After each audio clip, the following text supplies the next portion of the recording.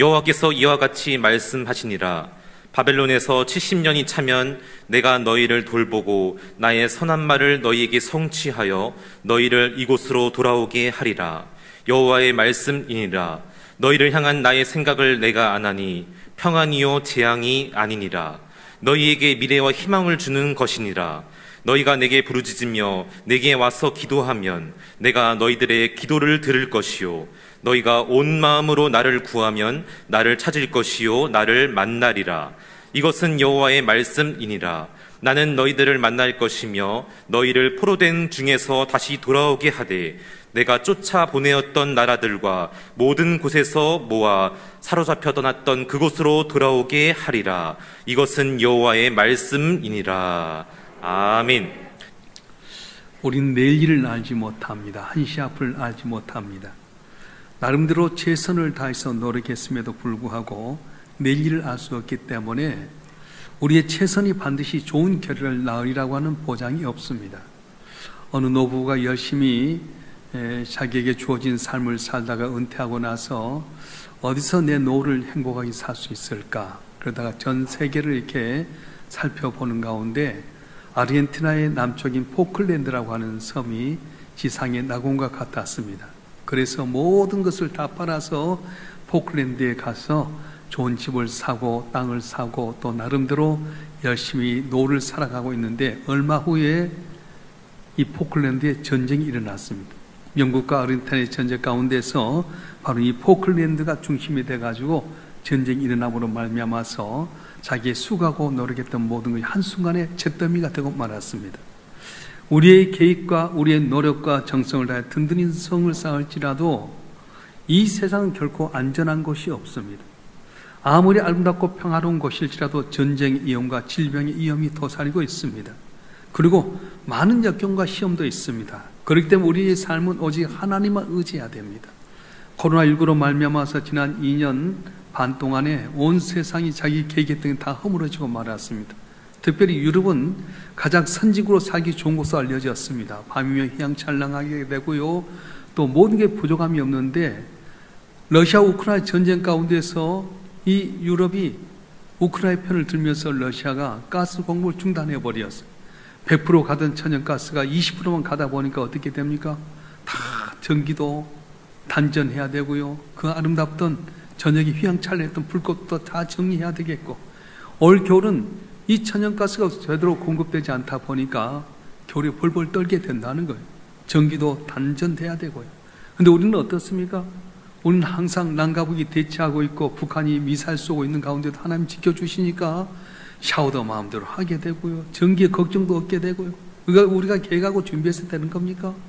우리는 부족하고 미약할지도 하나님께 소망을 두면 하나님께 복을 주시고, 우리가 아무리 잘 철통같이 준비한다 할지라도 하나님의 길을 막아버리면 쓰러지고 죽을 수밖에 없다는 것입니다.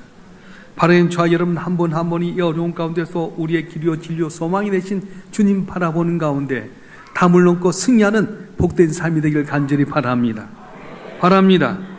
오늘 본문의 말씀은 이스라엘 백성들이 이 유다가 이제 바벨론 포로로 말미암아 환난이 있을 때 에레미야 선지자를 통해서 주신 하나님의 약속의 말씀입니다. 우리 11절 말씀 한번 읽어볼까요? 에레미야서 29장 11절 말씀 시작. 여호와의 말씀이니라. 너희를 향한 나의 생각을 내가 아나니 평안이요 재앙이 아니니라. 너에게 미래와 희망을 주는 것이니라. 아멘. 우리가 하나님을 믿을 때 재앙이 아니라 소망을 주시겠다는 말씀이에요. 또 우리에게 심판이 아니라 평안을 주시겠다고 하는 것이 하나님의 뜻이라고 하는 겁니다. 우리는 하나님을 믿을 때 어떻게 믿습니까? 두려움의 하나님, 심판하시는 하나님을 믿는 사람이 있는가 하면 어떤 분은 하나님이 우리에게 좋은 걸 주시고 항상 합력에 서르신 하나님으로 믿는 분이 있다는 거예요. 여러분, 이 코로나 시대의 어려운 가운데서 이 나라가 정치적으로 경제적으로 모든 게 어려운 가운데서도 우리에게 소망을 주시고 합력에 서르신 하나님을 바라보는 가운데 승리한 여러분 되길 주님의 이름으로 축원합니다. 창세기 22장에 보게 되면 믿음의 조상 아브라함에게 큰 시험거리 하나가 생기게 됩니다. 100세 때 이삭을 낳았는데 이 아들이 청년쯤 되었을 때 갑자기 하나님께 말씀하신 거예요. 네 아들 이삭을 내가 정한 모리아산에서 번제로 드리라. 번제가 무엇입니까? 몸통 사동강이 내게 되고요. 가슴을 딱 벌려서 내장 끄집어내고 불에 다 태워 죽이는 건데 이런 황당무계한 명령이 어디 있습니까? 여러분 같으면 어떻게 하시겠습니까? 그런데 아브라함은 하나님을 온전히 신뢰해서 사흘길을 걸어가서 아브라함은 하나님이 정하신 모리아산에서 아들을 묶어놓고 번제를 드리려고 하는데 하나님이 급하게 말씀하신 거예요. 아브라함아 멈춰라. 네가 네 아들 이삭보다도 나를 더 사랑하는 줄 알았다. 오른뼈를 바라보았더니 어린 양을 미리 준비하시라. 이걸 여호와 이레 이렇게 이야기합니다. 이삭 대신에 어린 양을 번제로 잡아드렸더니 하나님께서 그 이삭을 통해서 하늘의 별천 바다의 모리아처럼 번성케 하셨다는 이야기입니다. 우리에게 아무리 큰 시련이 있고 역경이 있더라도 여호와 이레 하나님, 축복의 하나님을 바라보고 살아가게 되면 반드시 좋은 곳으로 채워지는 은혜가 있어질 줄 믿습니다. 자, 그러면 하나님은 어떨 때 우리에게 좋은 걸 예비하십니까? 오늘 본문의 말씀을 통해 보게 되면 첫째는 소망을 잃지 않을 때 좋은 곳으로 예비해 주십니다. 따라서 하십시오. 소망을 잃지 않을 때. 세상에 제일 불행한 사람은 어떤 사람입니까? 소망을 잃어버린 사람입니다. 토마스 칼라이란 분은 인간은 소망에 기초를 둔 존재다. 내 수를 다 빼앗아 간다 해도 나는 오직 한 가지 소망만을 가지길 원한다. 이렇게 말했어요. 세계적인 여성 잡지 엘르라고 하는 잡지가 있는데 거기 편집장이면서 준수한 외모와 화술로 사교육을 풍미했던 프랑스의 장 도미니크 보비라는 사람이 있습니다. 이분이 43살 때, 43살 때 뇌졸중으로 쓰러졌습니다. 3주의 의식을 회복했지만은 전신마비가 된 상태에서 유일하게 움직인 것이 왼쪽 눈꺼풀 하나뿐이었습니다. 얼마 후에 눈깜빡이는 신호로 알파벳을 지정해서 글을 썼는데 한 문장 쓰는데 꼬박 하룻밤을 세웠습니다. 그런 식으로 대필자인 클로드 망디발에게 20만 번 이상 눈을 깜빡이면서 15개월 동안 쓴 책이 유명한 잠수복과 나비라고 하는 책입니다. 출간 후 8일 후에 그는 심장마비로 평소에 꿈꾸었던 나비가 되어서 천국으로 가게 됩니다. 운명을 달리했습니다. 그는 서문에서 이렇게 글을 적었습니다. 흘러내리는 침을 삼킬 수만 있다면 세상에서 가장 행복한 사람입니다. 흘러내리는 침을 삼킬 수만 있다면 세상에서 가장 행복한 사람입니다. 좀 느껴집니까? 여기 잠수복이라고 한 것은 지금 잠수복이 아니라 옛날에 이렇게 잠수복, 철크덕 몸에 쓰는 그런 갑옷 같은 잠수복인데 거기에 갇혀 있는 것처럼 아무것도 못하는 눈꺼풀만 움직이고 있다 보니까 침이 질질 흐르는데도 불구하고 자기 손을 닦지 못하고 있었어요. 그런데 바로 흘러내린 침을 삼킬 수만 있다면 진짜 행복한 삶이다 이 말하는 거예요. 자연스러운 날숨과 들숨을 쉬면서 사는 사람이 가장 행복한 사람이라는 거예요. 여러분 마스크 쓰는 것도 감사할 줄 알아야 돼요. 호흡이 급한 사람 마스크도 못 쓰잖아요. 어느 날 그가 침상에 누워있는데 50cm 거리밖에 안 되는 거린 아들을 바라보면서도 앉지 못하는 안타까움이 있어 눈물을 쏟았습니다. 슬픔이 파도처럼 밀려와서 목에서 그르릉그릉 소리가 나니까 오히려 그 소리에 놀란 아들이 뒷걸음치 도망갑니다. 그때 그는 건강을 주였던 복도 모르고 아침에 일어나서 투덜거리며 하루 시작했던 것이 너무 죄스러웠습니다. 그래서 그는 마치 잠속을 입은 것처럼 갇힌 신세가 되었지만 마음은 홀홀 나는 나비를 상상하면서 이렇게 말합니다. 혼수 상태에서 벗어난 후 휠체어에 앉아 산책에 나셨을 무렵 우연히 등대를 발견한 것은 길을 잃은 덕분이었습니다. 혼수 상태에서 벗어난 이후에 휠체어를 타고 산책에 나셨을 무렵에 우연히 등대를 발견한 것은 길을 잃은 덕분이었습니다. 그렇게 이야기하는 거예요. 여러분, 길을 잃었기 때문에 등대를 발견한 것입니다. 길을 잃어도 희망을 포기하지 않으면 등대를 찾을 수 있습니다. 기회는 위기 덕분이고 인류는 이류 덕분이고 고귀함은 고생함 덕분입니다. 가장 절망적일 때 가장 희망적일 때이고요. 어둠의 지식할 때 같은 때가 바로 샛별이 나타날 때라고 하는 겁니다. 소망은 영혼의 날개입니다. 내일 내게 소망이 있다면 오늘 절망적인 것은 문제가 아닙니다. 여러분 내일 소망을 갖고 있습니까? 아멘도 안 한 것 보래. 하나님께 소망을 두는 자, 하나님에 대한 믿음을 갖고 내일에 대한 소망을 가지면 오늘 절망적인 상황이어도 괜찮다는 거예요. 왜냐? 오늘의 어둠이 계속 어둠일 수는 없습니다. 밤이 길면 길수록 새벽이 오는 소리가 짧듯이 내 절망적인 상황이지만 함께 소망을 두고 내일 새벽을 기다리는 사람은 반드시 그날이 와서 오늘의 어둠은 다 걱정할 거 없다고 말씀합니다. 그래서 시편 42편 5절에 시편 기자는 이렇게 고백합니다. 한번 읽어보겠습니다. 시작. 내 영혼아 내가 어찌하여 낙심하며 어찌하여 내 속에서 불안해하는가. 넌 하나님께 소망을 두라. 그가 나타나 도우심으로 말미암아 내가 여전히 찬송하리로다. 아멘. 내가 수많은 역경 가운데서 내가 소망을 갖는 이유가 무엇입니까? 하나님께서 약속해 주셨어요. 두려워하지 말아라. 내가 너와 함께 함이니라. 놀라지 말라. 난 네 하나님이 됨이니라. 내가 너를 굳세게 하리라. 참으로 내가 너를 도와주리라. 참으로 내가 너를 붙들리라고 하신 하나님의 약속이 있기 때문에 오늘 힘들고 어려도 우리가 소망을 갖는 이유는 하나님의 약속이 있기 때문에 그렇다는 거예요. 사업이 어렵습니까? 육신의 질병으로 고통당하셨습니까? 자녀 때문에 속상해 하십니까? 염려하지 마십시오. 낙심하지 마십시오. 절망하지 마십시오. 전능하신 하나님께 여러분 자녀와 건강과 물질을 맡기면 종으로서 채우신 하나님께 반드시 종으로 채워줄 줄 믿습니다. 제가 잘 아는 후배 목사님이 아들이 있는데요, 얼마나 속상해한지 몰라요. 학교도 잘 안 가고요, 학교를 자퇴해버렸어요. 목사 아들인데 너무 힘들게 하잖아요. 그래서 수년 전에 저하고 만나서 이야기하는데 자네 아들 잘 자란가? 그랬더니 형님 나 그놈 포기했어요. 도저히 어떻게 해도 안 되겠어요. 목사 아들로서 목회에 도움이 되기커녕 정말로 죽이고 싶어요. 제가 뭐라 했어요? 이 사람아, 아버지가 아들을 포기하면 어떻게 되는가? 다른 사람 다 포기해도 아버지는 자녀를 포기하지 말아야지.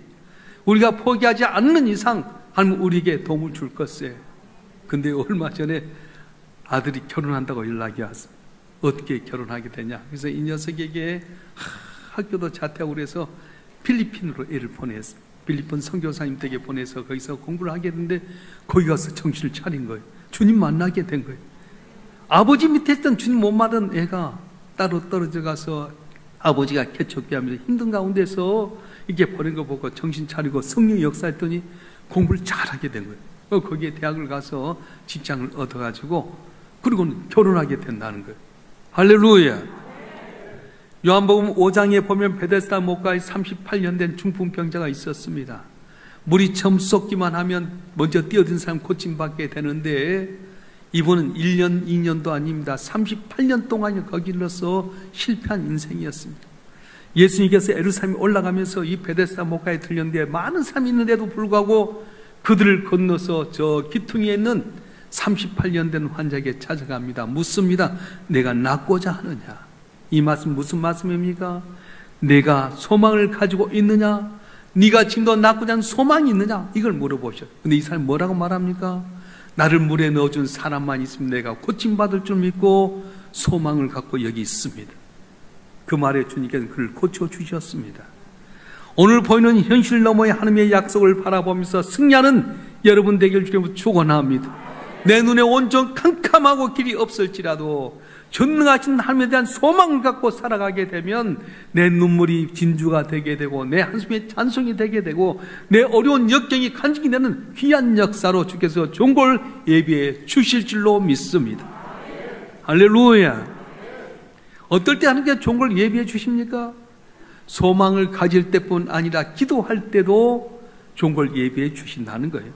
오늘 보면 12절 13절 말씀 한번 읽어보겠습니다. 에레미야서 29장 12절 13절 시작. 너희가 내게 부르짖으며 내게 와서 기도하면 내가 너희들의 기도를 들을 것이요 너희가 온 마음으로 나를 구하면 나를 찾을 것이요 나를 만나리라. 아멘. 무슨 말씀이에요? 내가 문제가 있을 때 하나님께 구하고 찾고 두드리면 하나님께 좋은 걸 채워주신다고 말씀하는 거예요. 사람이 집을 짓는데 무작정 짓지는 않잖아요. 설계도를 갖고 지면 그렇게 되는 것처럼 우리 인생도 마찬가지입니다. 내 인생의 성공의 집을 짓기 위해서는 하나님께서 준비한 인생의 설계를 볼 수 있어야 됩니다. 그런데 어떻게 하나님께서 우리에게 주신 인생의 설계도를 보게 됩니까? 기도하게 될 때. 기도하게 되면 하나님께 내게 대한 성공의 설계도를 갖고 있는 걸 볼 수 있다는 거예요. 여러분, 길거리 가다가요, 빨간불이 있으면 어떻게 합니까? 큰 8차선 도로에 가서 횡단보도 건너야 할 텐데 빨간불이 있으면 멈춰야 되지 않겠어요? 언제까지? 파란불이 올 때까지. 지금 내가 빨간불이 있다고 해서 계속 멈춰진 것 아닙니다. 시간이 지나고 나면 반드시 파란불이 올 때가 있다는 거예요. 그래서 여러분, 우리가 낙심하지 말고 기도해야 됩니다. 하나님의 능하신 손 아래서 겸손해라. 때가 되면 늘 높이려고 하신 하나님께서 주님 의지하고 기도하는 여러분 한 분 한 분의 손을 응답해 주시고 담을 넘는 은혜를 주실 줄로 믿습니다. 그래서 기도할 때는 좋은 걸 예비해 주셔요. 시편 103편 5절에 보게 되면 좋은 것으로 내 손을 만족케 하사 내 청춘을 독수리같이 새롭게 하시다 말씀하셨어요. 잘 알다시피 에레미야서 33장 3절은 뭐라고 말씀합니까? 너는 내게 부르짖으라 내가 네게 응답하겠고 네가 알지 못한 그 은밀한 것을 내게 보이리라 말씀해 주셨어요. 기도할 때 하나님 감동 받으시고 하늘문 열어주십니다. 하늘문 열어주시면 그때 영적인 축복이 임하게 됩니다. 요한복음 3장에 보면 예수께 기도하실 때 하늘문이 열려졌습니다. 열왕기상 18장에 보면 엘리야가 기도할 때 3년 반 동안 닫혔던 하늘이 열려지게 되고요, 가뭄이 해결되는 역사가 일어났던 것입니다. 사랑하는 성도 여러분, 우리가 기도할 때 중요한 건 믿음의 기도라는 거예요. 하나님 앞에 기도할 때 주실 줄 믿고 기도해야 됩니다. 그냥 내 허공에 맺힌 소리의 기도가 돼서는 안 돼요. 믿고 구하면 된다고 말씀하셨어요. 마태복음 21장 22절 말씀 한번 읽어볼까요? 너희가 기도할 때 뭐니 믿고 구한 건 다 받으리라 하시니라. 야고보서 1장 6절과 7절 말씀에 이렇게 말씀합니다. 읽어보겠습니다. 오직 믿음으로 구하고 조금도 의심하지 말라. 의심하는 자는 마치 바람에 밀려 요동하는 바다 물결 같으니 이런 사람 무엇인지 주께 얻기를 생각하지 말라 말씀하셨어요. 왜 기도했는데 응답이 없습니까? 믿지 못하니까, 의심하니까 응답이 없다는 거예요. 어느 시골 마을에 오랫동안 비가 오지 않습니다. 논바닥 거북이 든 것 쫙쫙 갈라기 시작합니다. 교인들이 땅을 치며 울고 하나님께 부르짖습니다. 그래도 비가 올 기미가 없습니다. 그래서 목사님께서 오늘 우리 교인들은 다 아침 9시에 교회에 모이십시오. 비 오기를 기도하면 함께 믿고 구하면 주신다고 했으니까 우리의 기도하면 줄 줄 믿습니다. 모이십시오. 그래서 다 거기에 모여들었어요. 아침부터 시작해서 계속 기도합니다. 외쳐 부르짖고 찬송하면서 두 손 들고 하나님께 아뢰기 시작합니다. 그런데 오후 4시, 5시쯤 되면 갑자기 비가 샥 쏟아지기 시작했어요. 비다! 그러면 다 일어나 박수치고 환영했는데 아무도 나가지 못한 거예요. 비가 내리니까 다 옷에 젖을까봐 못 가는데 어떤 초등학교 1학년 애가 쫙 우산을 피고 나가는 거예요. 너 어떻게 우산 갖고 왔니? 비 오기로 했으면 우리가 우산 갖고 와야지요. 그래서 물었어요, 목사님께서. 야, 너는 어떻게 해서 우산 갖고 왔니? 목사님께서 오늘 비 오기를 기도했으니까 목사님 말씀대로 기도하면 비가 온다고 했지 않습니까? 난 그렇게 가져왔어요. 그랬더니 목사님이 하신 말씀이 이런 말씀이에요. 오늘 기도에 참석한 사람 가운데 저 소녀밖에 믿음으로 기도한 사람이 없습니다. 전부 다 비가 올 줄 알았으면 우산 준비해갖고 와야 되는데 한 사람도 준비하지 않는 걸 보니까 정말 비가 올 것을 믿고 기도하지 않았습니다. 그런데 저 소녀는 믿고 기도했습니다. 그렇습니다. 비가 온 것은 이 소녀 한 사람의 믿음 때문에 준 것이지 많은 사람들이 모인 그것 때문에 비가 온 건 아니었다는 거예요. 오늘 저와 여러분 한 분 한 분 이곳에 나와서 기도할 텐데 여러분 어떤 자에게 응답이 오게 됩니까? 힘들고 어려도 될 줄 믿고 기도하면 되게 되는데 못 믿으니까 그럴 수 있을까? 아니야, 하나님 할 수 없어 하니까 하나님께 다 준비했음에도 불구하고 응답이 없는 역사가 일어나게 된다는 거예요. 바라는 저와 여러분 한 분 한 분 저 앞에 기도할 때 믿고 기도하실 줄로 축원합니다. 우리 속담에 전화 이복이란 말이 있습니다. 화가 변해 복이 된다는 말입니다. 어려운 환경 가운데 내가 기도하면 하나님께 우리의 고난이 변해 기쁨이 되게 마신다는 거예요. 우리가 에스더서에 보게 되면 에스더와 유대인들이 멸족을 당할 위기에 있습니다. 하만이라고 하는 아각 자손이, 아말렉의 후손이 총리가 되어서 유대를 멸살하려고 할 때에 에스더가 모든 민족에게 요청합니다. 내가 3일 동안 먹지도 않고 마시지도 않고 기도하는 가운데 하나님께 나가겠습니다. 온 민족은 날 위해서 기도해 주십시오. 내가 죽으면 죽으라고 나가겠습니다. 그렇습니다. 죽으면 죽겠다는 하나님, 우리 민족을 건져 주시옵소서. 도저히 길이 없는데 주님 길을 열어 주시옵소서 믿고 기도했더니 하나님께 한순간에 변하게 되게 만드셨습니다. 왕이 부르기 전에 가면 죽임을 당할 수밖에 없는데, 그 당시 암살을 하는 사람 많기 때문에 왕이 금호를 내밀거나 오라기야 가는데, 왕이 부르지도 않았는데 에스더가 3일 동안 금식하며 가게 됩니다. 얼굴은 초췌합니다. 3일 동안 굶어서 얼굴에 화장기도 안 받습니다. 그런데 기도하고 나갔더니 왕의 마음이 감동이 되는 거예요. 에스더를 보는 순간 금호를 내밀게 되고, 내 나라의 절반까지도 줄 테니까 오난 손을 구하라 해서 전세가 뒤집어져 버렸어요. 그래서 죽어야 될 유대인들은 살게 되고, 유대인 죽이려 했던 하만과 일족들이 멸살을 당하게 되었습니다. 사랑하는 성도 여러분, 아무리 평탄하고 좋은 일에도 기도가 없는 곳에는 하나님의 축복이 보장되지 않습니다. 잘 된다는 보장이 없습니다. 왜 그렇습니까? 기도가 없는 곳에는 하나님의 손이 미치지 않기 때문에 그렇습니다. 하나님의 손의 도움의 손길, 축복의 손길 왜 오지 못합니까? 기도를 중단한 것은 하나님의 도우심을 중단시킨 것이고, 기도를 거부한 것은 스스로 하나님의 도우심을 거부한 것과 같기 때문에 그렇습니다. 그래서 여러분이 기도하게 되면 하나님의 도움이 임하게 되고, 계속 기도하게 되면 하나님의 도우심이 계속해서 역사하게 된다고 말씀하셨어요. 할렐루야. 생각해 보십시오. 여러분 생각해 봐요. 여러분이 하나님이라면 여러분 정도 하나님 앞에 찾아와서 기도하면 응답해 주겠어요? 세상에 내가 좋아하는 사람 만나기 위해서는 열정을 다해서 나가서고 몇 시간 동안 수다 떨게 되고요, 서로 밥값 낸다 하고요, 서로 찻값 낸다 하면서도 하나님은 아들 예수 십자가에 못 박혀 죽기까지 사랑하시고 그 아들과 더불어 종보를 다 준다 했는데도 불구하고 게을르고 나태하고 믿음 없이 살다 보니까 하나님 믿는데도 기적은 없고 고통과 눈물 가운데 헤매는 우리 모습은 아닙니까?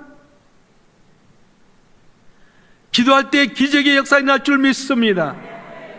사도행전 16장에 보면 바울과 실라가 복음을 전하는 가운데 귀신 들렸고 점치는 애를 보면서 불쌍히 귀신을 쫓아내 주었어. 그런데 그 소녀의 포주가 귀신 들려서 점쳐내가 그러지 못하니까 바울과 실라를 고발하게 됩니다.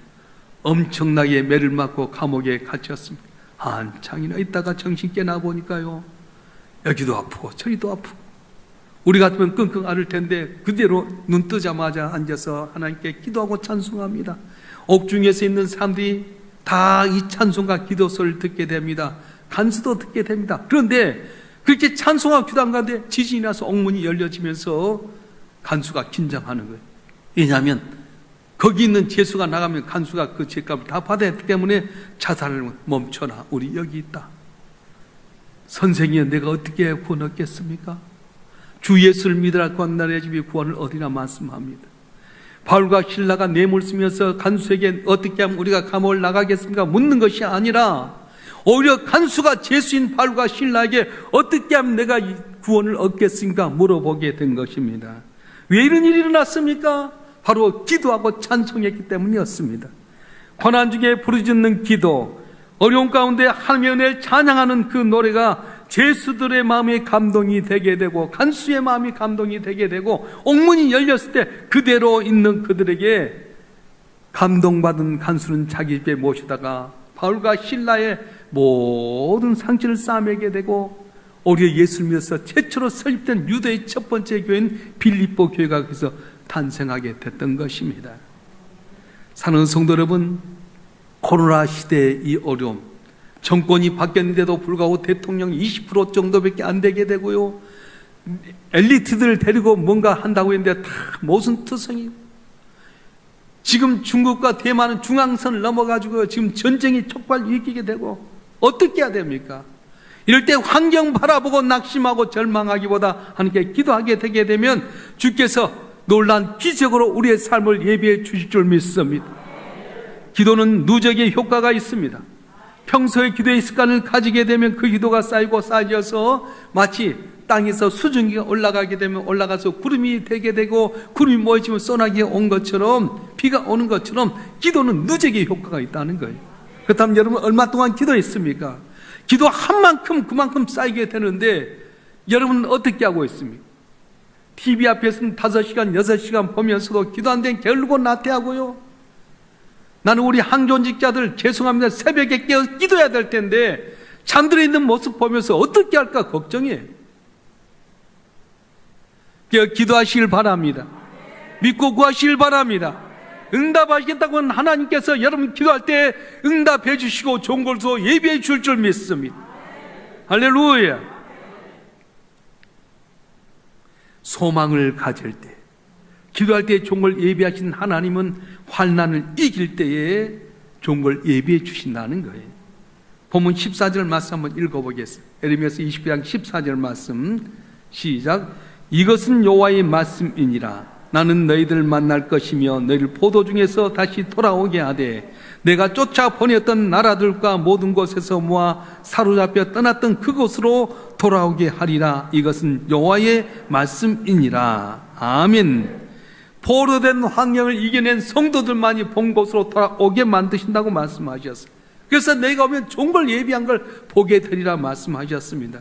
여러분 어려움일 때 낙심하지 마세요. 잘 견뎌내게 되면 이것이 간증이 되게 되고 또 더 좋은 일이 일어날 수가 있게 됩니다. 이란에서도 테헤란에 가면 아주 아름다운 궁궐이 있다고 합니다. 그 왕궁에 들어서면 벽과 기둥이 수정으로 이렇게 술을 넣은 것이 반짝거리게 되고요, 무지개가 아름다운 것처럼 휘황찬란하고 아름답다고 합니다. 근데 왜 이렇게 됐느냐? 원래 그 왕궁을 지을 때는 통거울로 해가지고 밖에서 사면을 볼 때마다 자기들의 모습을 보면서 아주 깨끗하고 웅장한 성을 만들려고 했어요. 그런데 외국에서 이 통거울을 수입해서 오는 과정 속에서 한 수레가 잘못해가지고 거울이 깨지고 말았어요. 이제 공사길은 가까웠죠. 다시 회에서 수입하려면 어렵죠. 설계자는 고민하다가 기도하는 가운데 하나님의 지혜를 얻게 됩니다. 그래서 그가 망치를 가지고 와서 깨있던 거울들을 조각조각 냈어요. 다른 정상적인 거울도 다 조각을 내면서 이게 하나하나 깨진 걸 맞췄더니 그 수정같이 빛나게 되고요. 아침에 태양이 떠오르면 그 태양빛에 빛이 반사해서 무지개가 찬란한 그런 궁이 되었다고 하는 겁니다. 세상 살아가면서 내 계획대로 안 되고 오히려 고난과 어려움이 있을 수 있습니다. 근데 그것 때문에 낙심하기보다는 하나님 바라보고 기도하면 합력하여 세우신 하나님의 기적이 오늘 또 우리에게 일어나게 된다고 말씀하신 거예요. 처음에 우리는 흠이 없고 완전한 걸 계획하지만 우리 연약함 때문에, 실수 때문에, 허물 때문에 그 계획이 깨질 수 있습니다. 그러나 하나님이 깨어진 우리의 실수를 가지고, 우리의 허물을 가지고 더욱 아름다운 것을 이루게 하신 하나님이시라고 하는 것입니다. 여러분 앞에 고난이 있습니까? 역경이 있습니까? 몸부림치고 애를 쓰려 해도 길이 열리지 않습니까? 낙심하지 마세요. 요셉이 애굽 땅에 노예 팔려갔을 때 절망할 수밖에 없었을 것입니다. 근데 요셉은 자기에게 온 환난이나 고난 때문에 그것 때문에 무릎 꿇지 않았어요. 보디발 아내의 유혹을 받았을 때 만약에 유혹에 넘어갔더라면 요셉은 보디발 아내의 종노릇만 했을 것이고 애굽의 노예 생활밖에 하지 못했을 것입니다. 그런데 억울한 누명 쓰고 옥에 갇혔음에도 불구하고 모든 환난을 이겨냄으로 말미암아 애굽의 국무총리가 되는 은혜를 받게 되었던 겁니다. 시험이 오고 환난이 왔을 때 거기에 넘어진 사람도 있지만은 그럼 넘어진 사람 실패합니다. 그러나 위기와 어려움을 믿음으로 견뎌낸 사람에게는 반드시 하나님의 축복이 예비가 되어 있습니다. 사랑하는 성도 여러분, 이 어려운 시대 속에 어떻게 살아가길 원하십니까? 소망 가지고 주님 앞에 나와서 기도하시길 바랍니다. 믿음으로 갖고 기도하십시오. 나의 어려운 현실만 바라보지 말고 좋은 걸 예비하신 하나님 바라보고 기도하게 되면 말씀대로 약속하시는 주신다고 하신 하나님이 여러분 고난이, 눈물이, 어려움이 간증이 되게 만드실 거고 상상치 못할 기적의 역사가 이날끔 복을 내려 주실 줄 믿습니다. 여러분 한 분 한 분이 하나님의 은혜 가운데 승리하는 복된 삶이 되길 주의 이름으로 축원합니다. 축원합니다. 기도하겠습니다.